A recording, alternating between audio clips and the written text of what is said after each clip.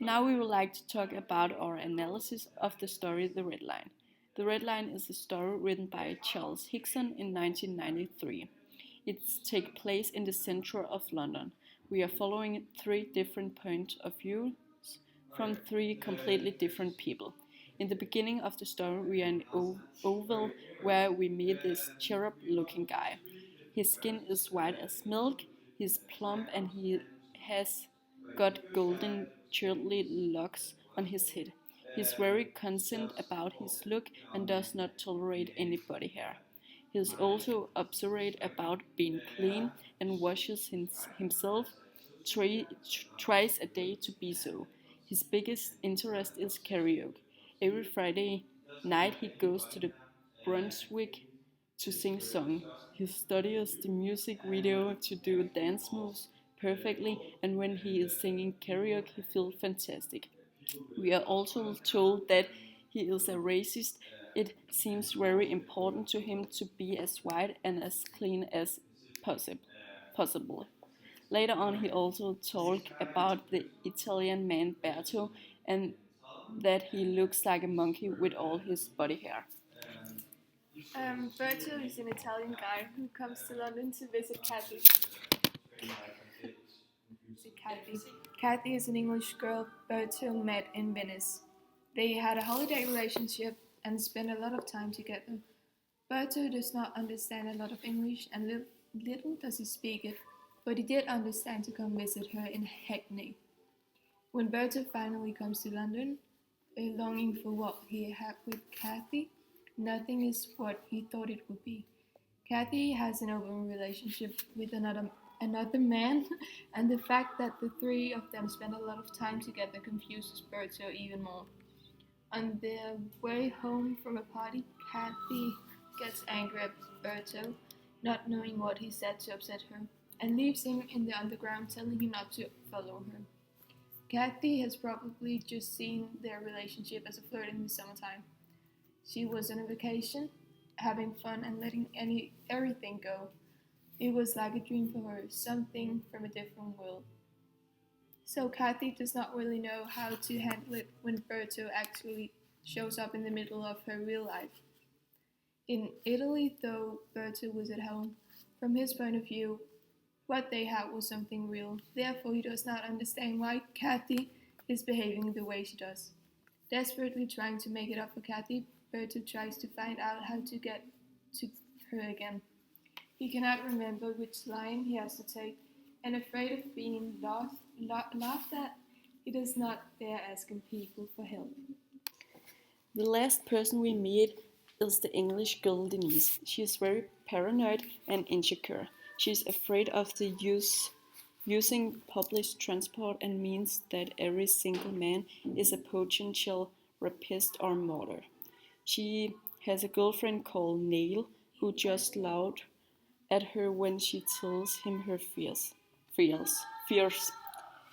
These three people are the ones that give us the story. When we are in the cherub's point of view, we see London from his angle. He is as minority before a racist. Therefore, we see the sociality very negatively.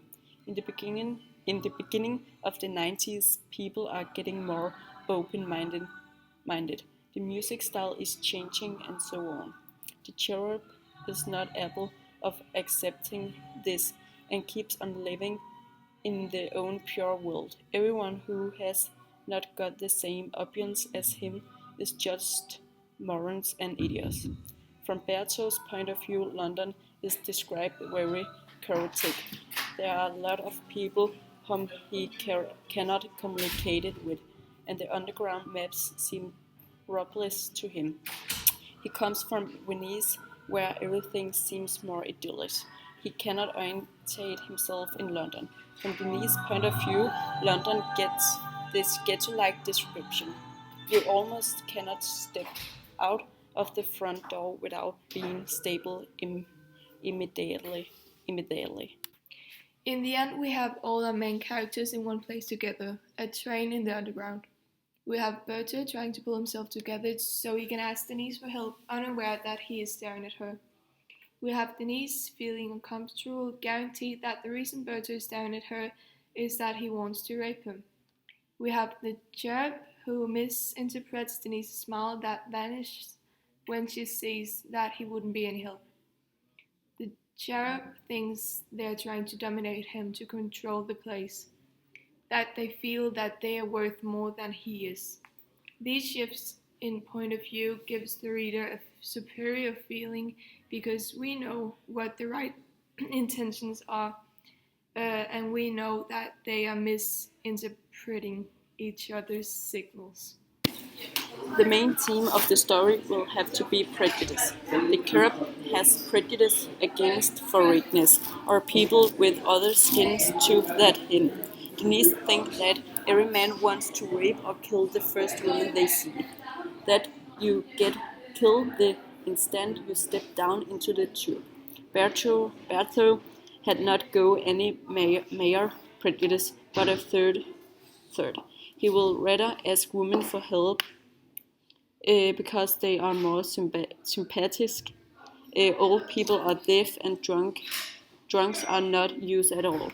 We think the title of the story is great, partly because the red line of his blood that is running down the floor of the train represents the red line on the underground map, that one he forgot, and partly because you say that people always see more clearly the moment before you died.